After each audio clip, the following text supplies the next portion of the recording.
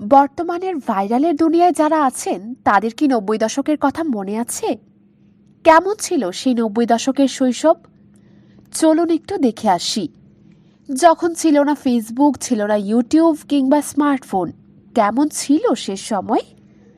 ৯০-এর দশকের যাদের জন্ম তারা যেমন একদিকে অ্যানালগ যুগের শেষ প্রজন্ম, তেমনি ডিজিটাল যুগের উত্থানের সাক্ষী। কেমন ছিল ৯০ দশকের শৈশব?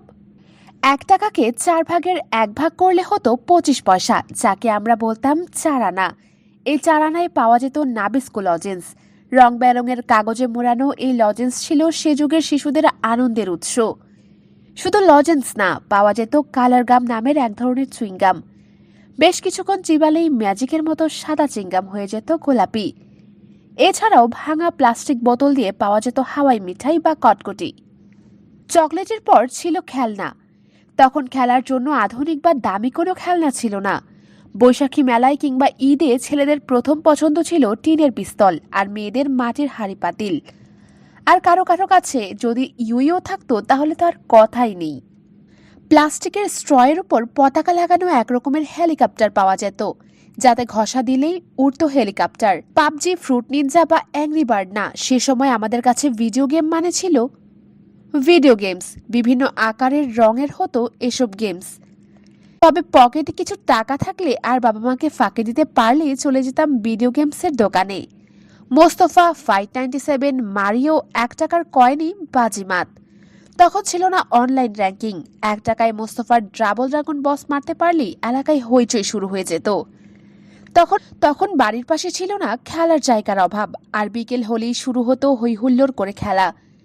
কানামাছি, লোকচুরি, ছোঁয়াছুঁয়ি কিংবা ফুল টোকা। সন্ধ্যার আগ পর্যন্ত চলত এই খেলা। তবে বাবার কড়া নির্দেশ থাকতো, মাগরিবের আজানের সাথে সাথেই ফিরতে হবে বাসায়। বাসায় ফিরে হাত মুখ ধুয়ে শুরু হতো পড়া। পড়ার সময় মনে শুধু একটা জিনিসই চলত, কখন হবে লোডশেডিং।